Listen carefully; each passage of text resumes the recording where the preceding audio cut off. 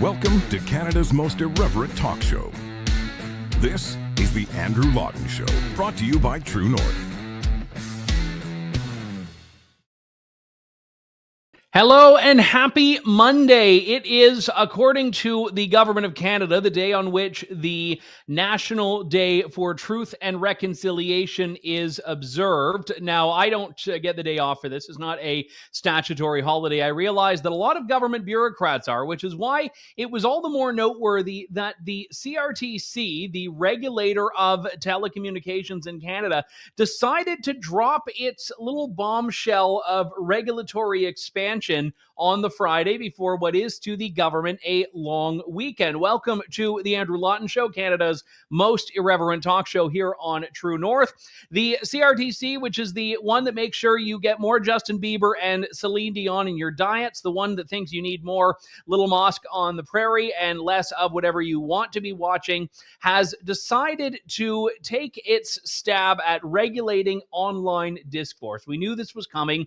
This is a great series of powers that were bestowed upon the CRTC by the Liberal government under Bill C-11. It nominally takes all of the Canadian content requirements that exist for radio and TV and dumps them onto the internet. So we get more Indigenous content on Netflix, more French content on Netflix, more French Indigenous content on Netflix, more of that CBC show where a gender non-binary tomato was explaining pronouns or colonialism. I think I'm mixing up two shows. There was one of those CBC shows where we were like lectured about colonialism by a tomato. I think the non-binary one might have been some. Maybe it was like a non-binary host that was helping the tomato lecture us. But this is like, I shouldn't even have to know this. I only know this exists because CBC has decided this is important. So this is what we need to see more of once the government takes hold of your algorithm. I've often joked on this that I don't believe for a second that Justin Trudeau would pass a law that would give you more True North content. But we are as Canadian as it comes. We are rock-ribbed, true blue Canadian content. We bleed red and white. I don't think that True North is ending up on the winning side of Bill C-11. You never know. We will judge it when we get there. But let me let you in on a little secret. We don't want to be. We want to be able to compete for views the same way anyone else does in a free market environment, which the world of internet content was supposed to be. So I'm telling you now, the era of the open internet has come to an end. We are seeing at the very least the beginning of the end of it with this announcement. It starts with the CRTC saying it is helping modernize. That's the term they use, modernizing the broadcast system. I don't know if we have a screen grab of the website here, but CRTC has set its threshold for online streaming services. And they have a little checklist, registration for online streaming services. They say the criteria are the three following things. If you operate in Canada, if you offer broadcasting content, by which they mean any content, and if you earn $10 million or more in annual broadcasting revenue. So those three things must mean you have to, in the CRTC's view, register with the government. Now, what are you registering for? Oh, well, it's just so that you can provide information about your activities in Canada. If you say it with a menacing German accent, it sounds a little bit different, but you will provide information about your activities in Canada. That is what the CRTC wants. They want to see all of these organizations' documents. They want them to register their address, and eventually this is going to be the pool from which they draw their inspiration for how to slap down regulations for non-compliance. Operating in Canada just means you are visible and accessible to Canadians. So YouTube, Netflix, Spotify, these are not Canadian companies, but they operate in Canada. Offering broadcasting content, I should say. That simply means, is content available? And do you earn $10 million or more in annual broadcasting revenue? So this is the big players. Now, let me say firsthand, I wish to the high heavens for monetary reasons that True North and the Andrew Lawton Show were going to be caught up on this. We are not a $10 million a year organization. Maybe in time we will be, who knows? But I also am I'm less convinced that this is as exculpatory as the government wants us to believe. $10 million is really the budget of a relatively small media organization by the standards of what these multinationals can rake in. The Daily Wire, which I'll hold up as a useful example in a couple of moments for a number of reasons, I believe I last saw brings in about $100 million a year. Now, it's a streaming service that is predominantly American in nature. Well, it has an audience of people around the world. But Daily Wire would be caught up under this. Now, I tried to get Ben Shapiro to weigh in on this. I sent him a little message on Twitter. I haven't heard back from him yet. I'm curious how Daily Wire is going to deal with this, because it is an organization that checks all the boxes off. It operates in Canada. It offers broadcast content, and it earns $10 million or more in annual broadcasting revenues. Now, maybe there's a technicality there about how their money comes in, but Daily Wire Plus, which is a streaming service that I know is very popular even among a lot of True North audience members, Daily Wire Plus would have to, under this, register with the Canadian government. They would have to register with the Canadian government because, and here's where it gets interesting. I was looking up Michael Geist's commentary on this. He's one of the preeminent internet lawyers in Canada, a very vocal critic of Bill C-11. Michael Geist has pointed out that the CRTC has not excluded from its definition individual content creators on self-hosted websites. So we think of streaming services as being places that basically offer a catalog of other people's content. Like on Spotify, I can go, if I'm so inclined, and listen to the latest Celine Dion tracks. I can listen to the Andrew Lawton Show. I can listen to Joe Rogan. I can do all of that. And that's a weird day if you're like popping from Celine Dion to Andrew Lawton to Joe Rogan. I recommend you start with Joe Rogan and do an interlude of Celine Dion, and then, round it all off with the Andrew Lawton Show. But you can mix and match. You can even take a break as I stop through the segments to hear My Heart Will Go On. You can even do it perhaps in both official languages if you'd like to. But that's the whole point. You as a user get to decide. And you don't get to decide anymore when the government is forcing these companies to manipulate their algorithms. When I mentioned that catalog, YouTube is a vehicle by which you can access content from around the world. On Netflix, you can watch a Canadian show, a Spanish show, a Norwegian show, a Danish show. You get that choice. But what if you are self-hosting content? Rebel News, for example, has a paywall. Much of its content is self-hosted. That, based on my reading of Bill C-11, makes it a streaming service. Daily Wire Plus is a streaming service. True North, we at this point post most of our content on Facebook and YouTube. Facebook to a lesser degree now, but this maybe will immunize us from it. But we know two things. The government has not excluded self-hosting publishers. The government has not excluded individuals, despite their claims to the contrary. And the government has not excluded online news services. So we have a massive expansion here. This $10 million threshold may be the threshold the government uses right now for deciding which news outlets it wants or which media providers or streaming services it wants to register now.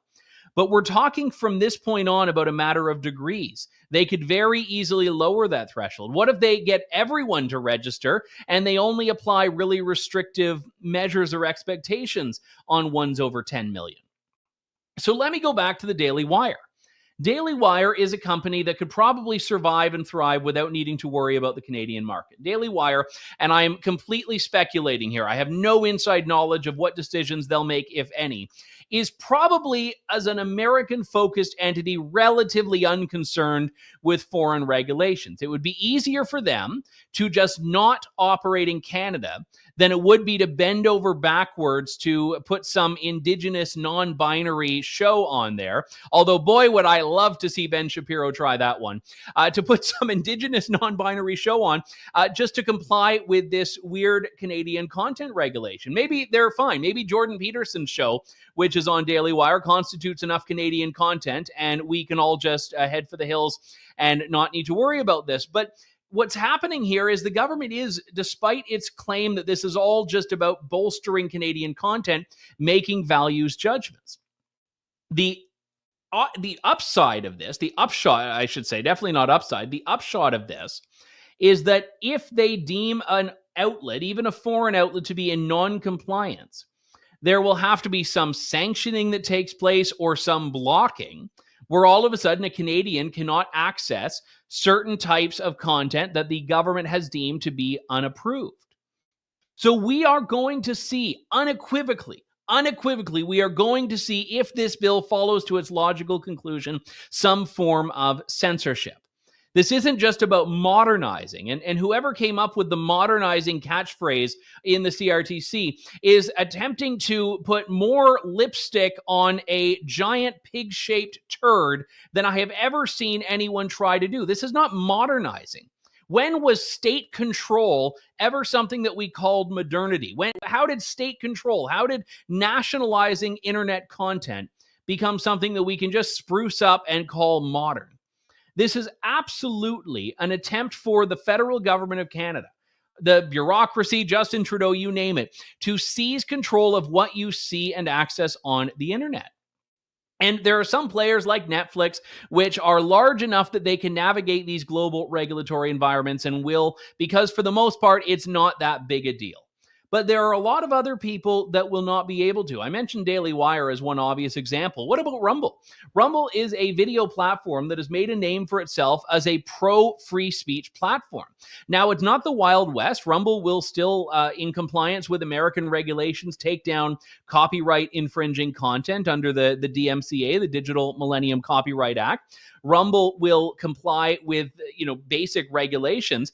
Chris Pavlovski, who is the head of Rumble, who is himself Canadian, has tweeted about this, saying it is basically a disaster. He has expressed a view on this that I think is an incredibly reasonable one for someone who is in the online publishing business.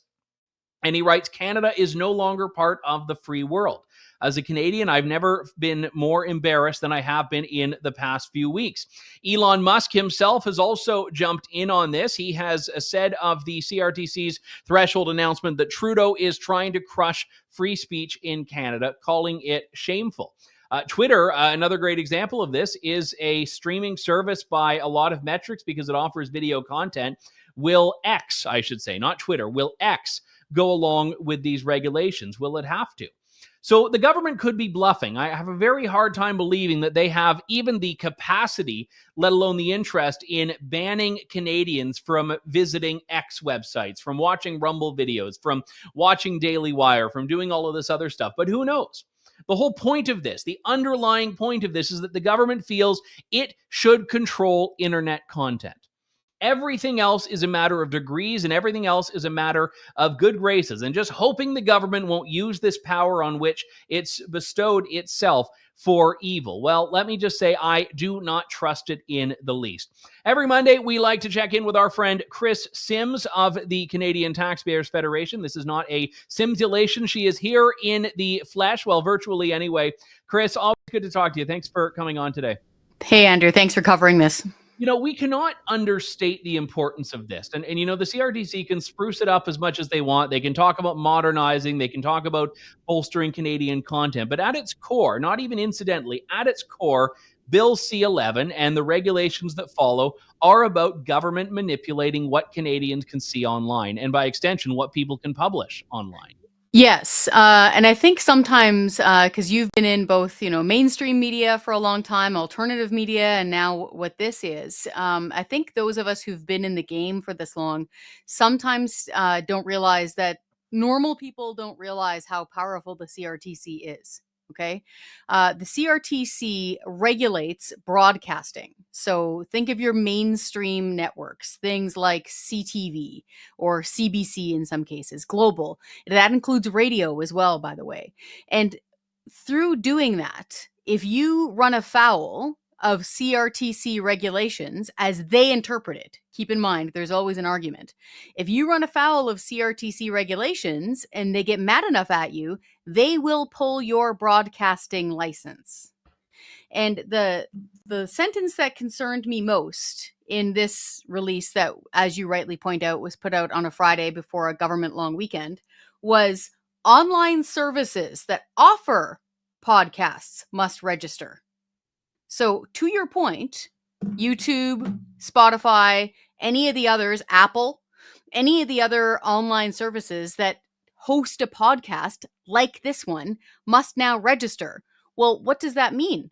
What does that look like? Do they need to give the CRTC a list of all of the podcasts that are going to be there? And then after that, are all those podcasts monitored to see if they run afoul of any CRTC regulations? This is where we're getting to the crux of free expression. And this is why the Canadian Taxpayers Federation was fighting tooth and nail against C11. Because if you can't express yourself freely and air ideas that might be controversial or not in line with government narrative, it's impossible to hold your government to account. You have no voice. So this is why people outside of media really need to take this seriously. They got to phone their MP. Just to build off of your point, Chris, on the CRTC, you worked for Sun News Network, as I know a lot of our viewers will be well familiar with. And, you know, in the end, Sun News Network lives on in spirit through independent online media. We had Ezra Levant found The Rebel in the wake of it. We've had True North, which was founded by Candace Malcolm, who I know was also very involved in Sun. A lot of the personalities have popped up in all of these other fora. Sun News died in large part because of the CRTC, because the CRTC would not issue the same treatment that Sun News wanted that everyone else in media got in Canada. That was the issue. It wasn't that Sun wanted special treatment. It was that Sun wanted equal treatment. And just imagine the CRTC exercising that same level of judgment and latitude on online media services, where CBC Gem is going to get one treatment from CRTC in a way, and I don't know Rebel News' financials, but let's say Rebel makes $10 million a year or fits the criteria change, whatever. Is CBC Gem going to get the same shake from the CRTC as Rebel News? Absolutely not, because we know how CRTC has treated CBC versus Sun News. Yes, exactly. And to give you an example, to your point, we were asking for what was called mandatory carriage, which wouldn't have incurred any cost to taxpayers, but it was a carriage service that the CRTC had given to all the other news networks. Okay, it had given it to CBC News World, as it was called back in the day, CTV News Channel, BNN, which is the Business News Network. All sorts of Canadian networks had been given mandatory carriage for years on end. Sun News Network had said, hey, we literally had our desks made in Calgary. All of our reporters are reporting from Canada. We even cover local elections, right, in Canada. We are Canadian, as you said before, as maple syrup. And they still said no. And we got shut down. And you run into this problem when you're dealing with government control of broadcasting. And I can hear some of the folks right now, especially in government, saying, oh, well, safety, alluding to those things. I'm going to hit stop on that right now, because it is already illegal to distribute or talk about or promote horrific things like terrorism or keep the kids out of the room, images of child sex abuse. Okay, you cannot do that. Those are against the Criminal Code of Canada for a good reason. We are not talking about that. That would be an issue to take up with the Minister of Justice. No, C11 is the Minister of Heritage.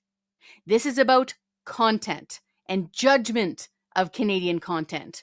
The issue here is a human being is judging what is and is not worthy Canadian content. And this is not a right or left issue. If I could just reach out to, as the late President Ronald Reagan used to say, our friends on the left. Imagine you're back in the early 2000s. Imagine that the United States is gearing up to invade Iraq. Remember then, back in Canada, a lot of the protests, Andrew, you might recall, were organized online. They were internet chat groups and blogs. It was before the days of podcasting, and they were all open. Everybody could read them. This was part of the open internet, and they formed massive protests against Canada's participation in that war. They had a huge protest on Parliament Hill, all organized online through communications. A few days later, then Prime Minister Chrétien stood up and said, you know what? We're sitting this one out. No thanks. Imagine if the government of the day found that to be problematic and didn't want that content promoted. What would have happened? Mm-hmm. So if you're fine with Prime Minister Justin Trudeau's judgment of everything and you're one of those voters, okay, put your shoe on the other foot. Imagine if Pierre Poilievre were Prime Minister. Would you want his government dictating what you can and can't see online? You shouldn't. I think you're right about that. And I would also talk about the unintended consequences here, or maybe intended. Hmm. This actually came up in a housing context recently. So, Italy, as a country, for whatever reason, I don't know, has a policy of reciprocity where if an Italian citizen would be prohibited from buying property in a foreign country, someone from that country will be prohibited from buying property in Italy. Hmm. And you take what's a very reasonable approach on its face. Italy's fine letting foreign investment run rampant in the country. But if your country is going to ban Italians from doing it, they're going to ban Canadians. And how I learned about this was because Canada has put in restrictions on foreign home ownership, and Italy is now looking at how to respond to that, I'm told. But just take that and put it into a content lens. Canada believes that we need to start basically restricting the inflow of foreign media content to Canada. That's their stated purpose. So that's not even like a conspiratorial thing. That's their deliberate reason. If I were a country that is wanting to export its media productions, why on earth would I ever want to import Canadian content in this? Well, if Canada is banning, Money Heist, which is a Spanish show, or Borgen, which is Denmark, and by banning, I mean restricting it and throttling it, why would those countries want to import Canadian content? So we're really taking this form of entertainment protectionism here, which Canada would never settle for if another country were to do it to us. That's a great point. We could easily get into that sort of tit for tat war just on the cultural entertainment level. We're talking about, sitting back and chilling with Netflix for a little bit, as they say. When you talk about news content and information sharing, again, things get pretty twisted pretty fast. I'll give you a perfect example, and it's right within the Canadian Taxpayers Federation. We call the carbon tax a carbon tax. We don't call it a fee. We don't call it a price on pollution or whatever else the government calls it. The government gets super mad at us for that. Like, they get really ornery over it. And especially when we point out that it's not reducing emissions and that people on average are paying out more than they get back. That's in direct contradiction to what the government message is. They've gone so far as to call it, I think they've called it misinformation. Don't think it's been disinformation so far. Do a thought process. Imagine then that they decide that misinformation is no longer allowed under CRTC content rules. Mm-hmm. Guess what? We can't have conversations about the carbon tax anymore then. Like, folks, this is really important. And if you don't care about the carbon tax, pick whatever issue is most important to you and apply that lens. This is why we need free expression in Canada. We need to be able to air out our issues, and we need to be able to talk to each other so we can organize and push back on government based on our topics. This is a major, major threat to that. Well, I'm glad you bring up the misinformation aspect here, Chris, because I feel one of the most important aspects of this is that we can't look at all of the Liberal government's internet regulations in isolation. There's a whole suite of them that are being pushed through right now. We have C11 and C18, which have passed. We also have the Online Hate Act, which is going to be reintroduced at some point. And then there's going to be another online safety component, which may or may not be part of it, that I've been talking about. And we see examples of this in the UK and EU. So we know how the Canadian government is being informed and influenced. And as I've talked about on the show in the past, the most dangerous thing about this is that they're lumping all of these so-called online harms under one regulatory banner, which is just harm. And within that, they're having hate speech, misinformation, child pornography. And if you stand up and say, I don't like this, they're going to say, well, you're an apologist for child pornography. Like, that's going to be the debate. When we already have laws on that. And if we need to strengthen those, let's absolutely do it. But all of this is incredibly important. And I'm glad you brought it up, Chris, because the government is basically trying to extend its net to capture all of these outlets. The forced registration is not benign. It means that all of a sudden there's a designated contact person so that when all of these other things pass, they know who they have to talk to at each company to get content taken down. Correct. And to your point, this could affect, based on what you were reading, this could affect the standalones, as you've described, if you're self-hosting.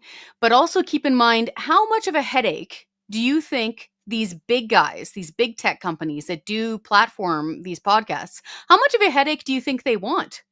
Like, do you really think that they want to put up with constant phone calls from the CRTC because they're giving like a relatively tiny Canadian voice, a tiny Canadian podcast? No, They just won't bother. Look at what's happened with C18.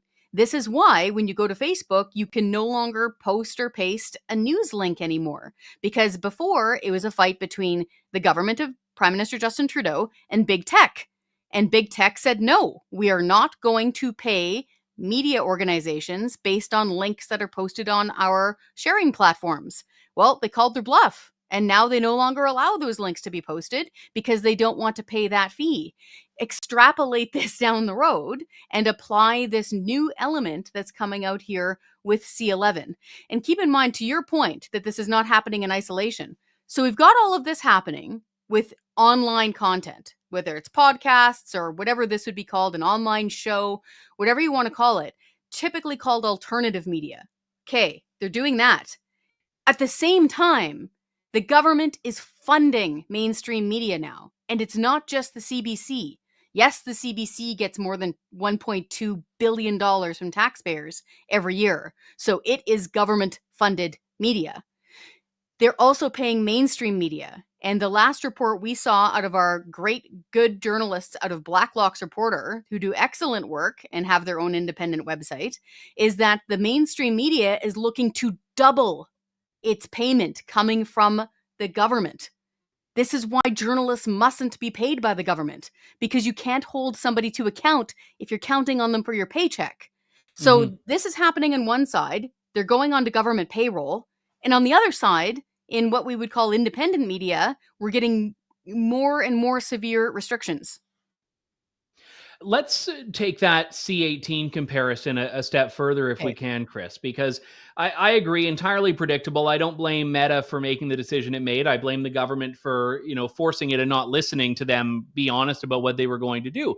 The one silver lining for an independent media outlet like True North is that when Meta says we're going to ban links to your website, we still have our website. And we spend a lot of time and effort building up our own mailing list, telling our audience, please go to our website directly, join our email list so we can communicate with you directly.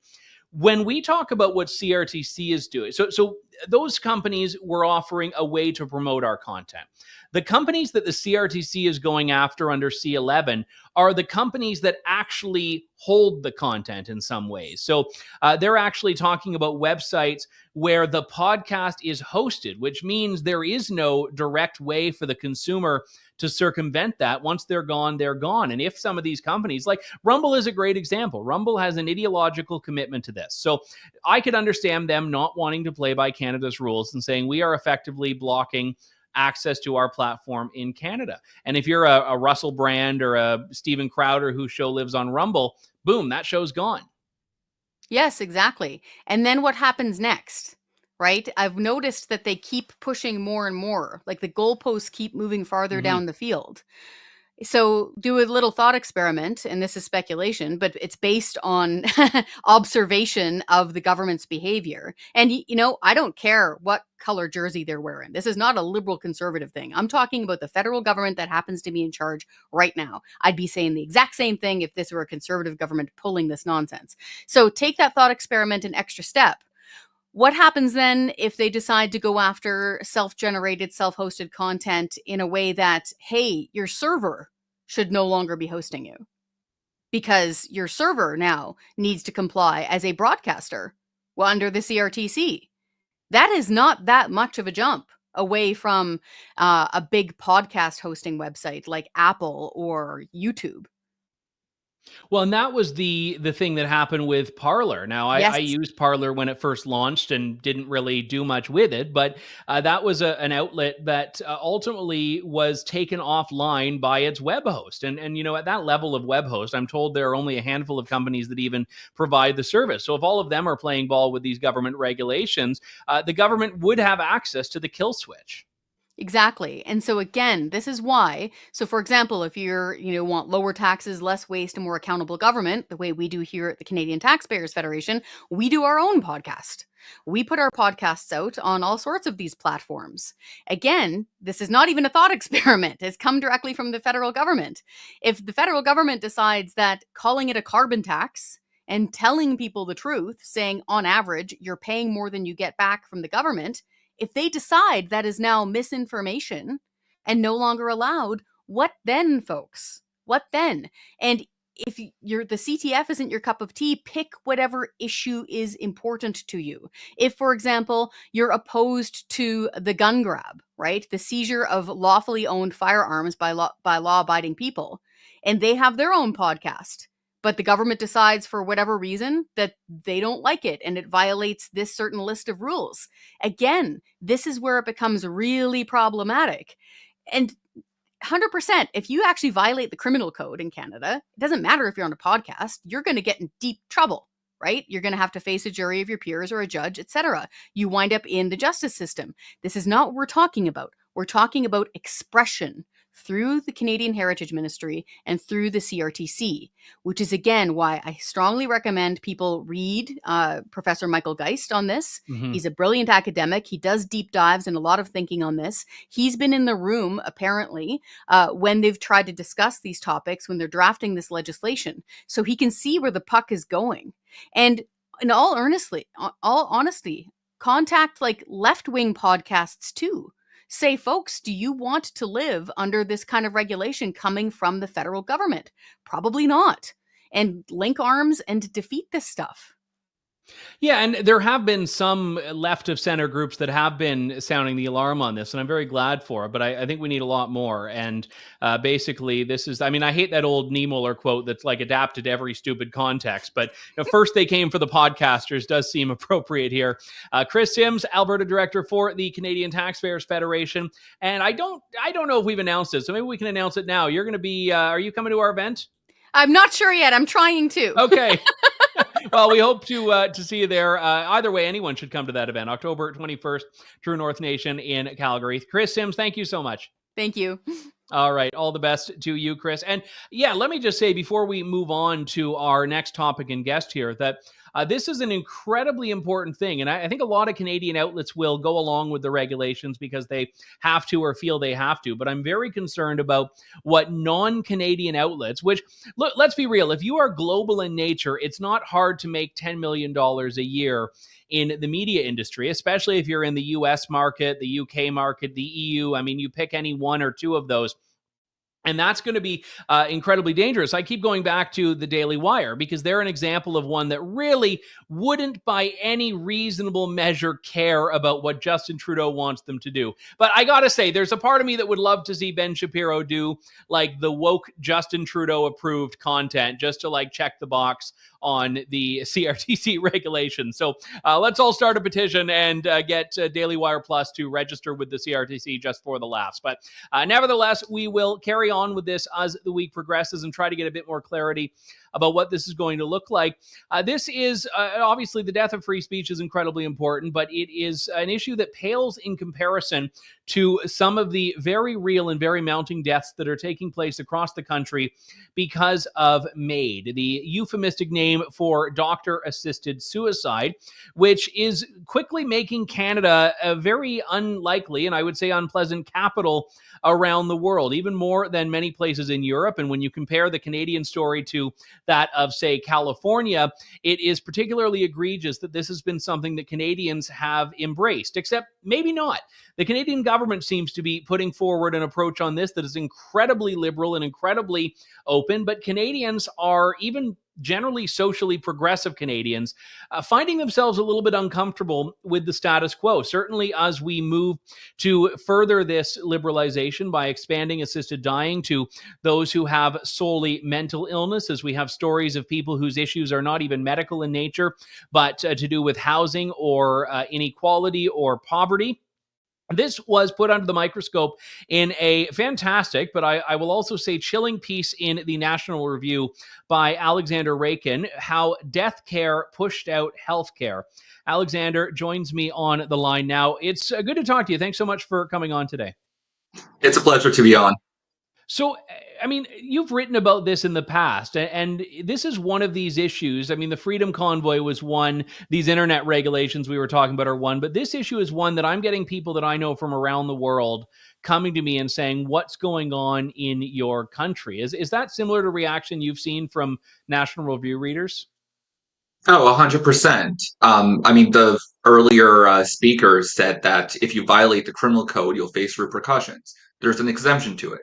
if you're a physician in Canada who provides medical assistance in dying, you don't face any repercussions for talking or even violating the criminal code. So one of the cases that I talk about is a patient it's a group of physicians flippantly discussing sedating a patient into MAID. This would be unthinkable just a couple years ago.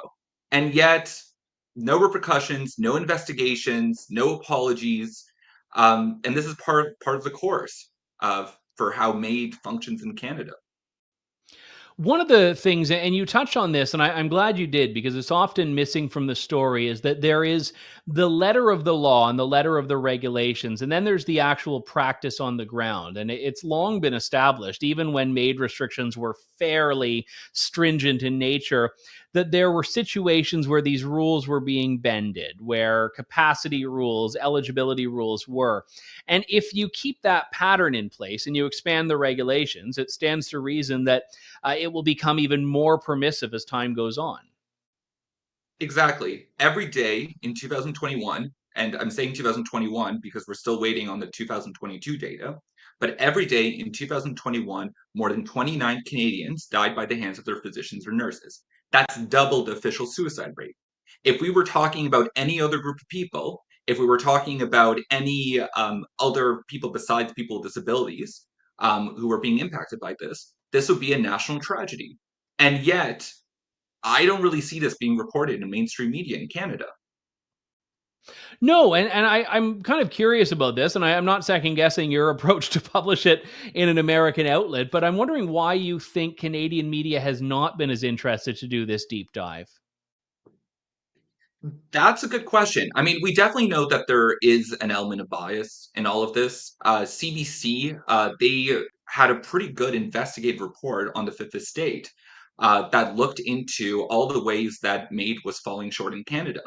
And yet, unlike other Fifth Estate investigations, it was never pushed on CBC's website. It was only on cable, which is pretty jarring. Now, like they have other reports that are pushed to their online newspaper. And yet, with MAID, for some reason, editors decided not to do that. And you can see this throughout the whole gamut of conversations around MAID.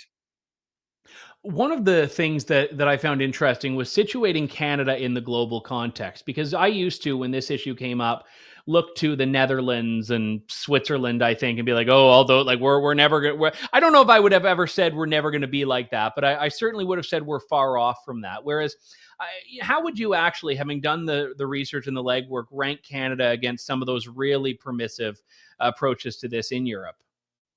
Oh, I mean, we already have the largest and most permissive assisted suicide program in the world.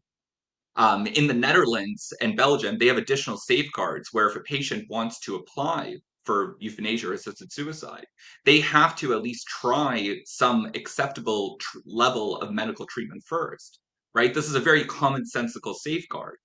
In the Netherlands, physicians would not push MAID onto patients.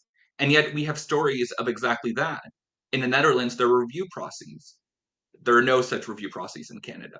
So I mean, we're already far ahead. I mean, just look at the numbers, right? Over a span of 7 years, we're on track to have a 13-fold increase in the number of euthanasia and the number of deaths from euthanasia.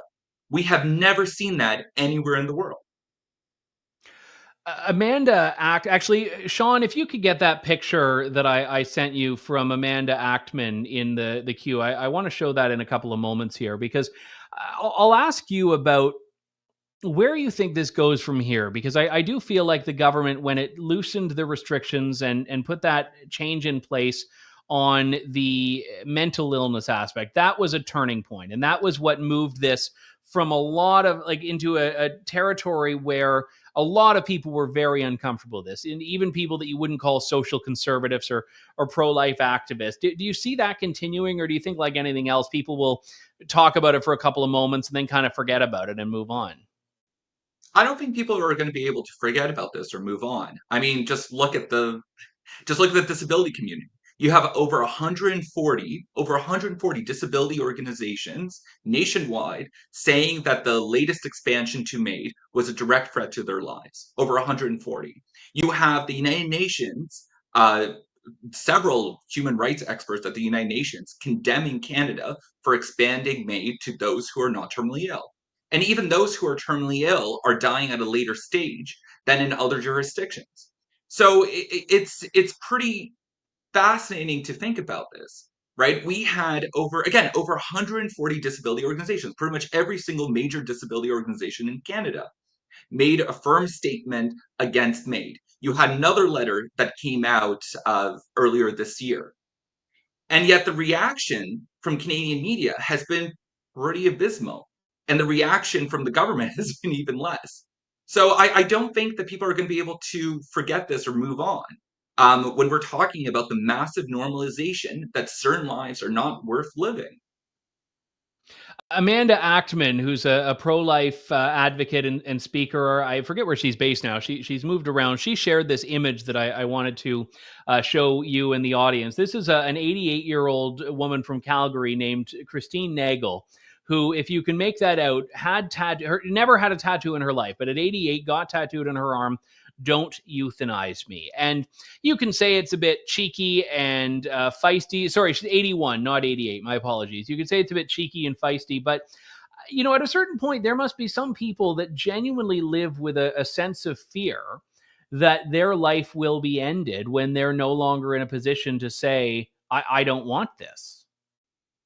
Right. I mean, the impact is not just on physicians who are being censored, and we can discuss that, or hospitals that are effectively being defunded because they're choosing healthcare over death care. The largest impact is on patients. Patients like Rachel, who I spoke to, and I talk about in my piece. She's someone with disabilities. She has chronic disabilities. She has a chronic pain condition. She has depression. And yet, when she tried to get help for her depression by calling suicide hotlines, she was instead being advised to look up Dying with Dignity Canada. Like, think about what that means. You call a suicide prevention hotline, and instead you're getting recommended ways for you to die from assisted suicide. And she said, and I'll read this quote, "I've been afraid, over those last couple of years to go to just my local hospital because I was afraid that if any doctor either brought up MAID themselves or met my kind of ambivalent desire for MAID, all I needed was a push and I'll be dead right now." What she ended up needing to do was to purchase a bus ticket for an hour, like for an hour and a half away. She had to go all the way to Toronto to CAMH, which is a mental health hospital, the largest mental health hospital in Canada, that does not allow MAID on site, in order for her to attempt to get healthcare. And we know how broken the healthcare system is. So it doesn't seem to be kind of a coincidence that you have the largest expansion of euthanasia ever seen in the world in a voluntary euthanasia system happening at the same time that Canada's healthcare system is disintegrating.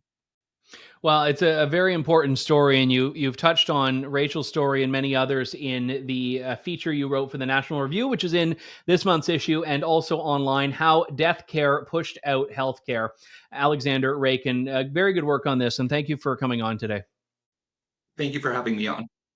Thank you. And I will also point out to people, we have coming up later this week, I believe, debate on a private member's bill from Ed Fast, which we'll have a story on later at tnc.news, which is attempting to roll back at the very least the mental illness aspect of this, which, as you know, if you are familiar with my story as a suicide survivor, is very near and dear to my heart. And I'll perhaps talk about that a little bit more in detail for those who haven't heard the story. But I try not to end on such a dire note. I should have just gotten like a picture of like a kitten riding a unicycle or something to play us out. But I do have some laughs. The world is a dark and dismal place, but we only fight through that in joy and laughter. So I try to find the lighter side of even the darkest topics we talk about here, which is to say that maybe the left would have loved it if MAID were around when I was going through my troubles. There, I can make a joke about my own suicide. Take that. We will wrap things up there. My thanks to you all for tuning in. I will return in 23 hours and 15 minutes here on Canada's most irreverent talk show. Thank you, God bless, and good day to you all. Thanks for listening to The Andrew Lawton Show. Support the program by donating to True North at www.tnc.news.